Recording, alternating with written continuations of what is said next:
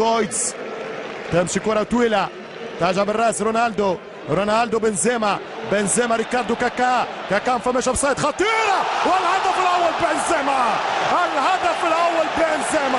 هدف متأخر جدا في الدقيقة 82. الريال يعيد بصيص من الأمل، ورقة صفراء للرومان فايدنفولر، كرة عرضية وبنزيما جول.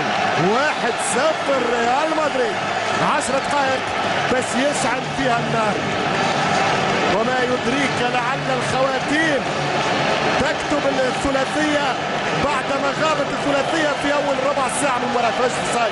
ما فيش اوفسايد قانوني، الهدف شرعي، الهدف كرة من ريكاردو كاكا، التوزيعة والعرضية انتهى، والضغط صار الطا، والصاد جات إلى ركنية، ما زالت العرضية، بنزيما يصدد، رونالدو جولاتو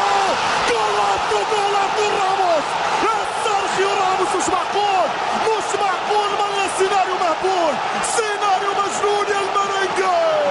2-0 ريال مدريد، هدفين للصفر.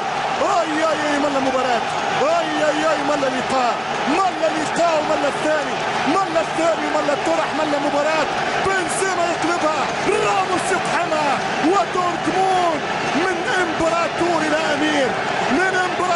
امير، حاليا هو الامير. حذاري ان ترجع الى صفوف الشعب يا بروسيا دورتموند. هذه كرة الثاني، هذه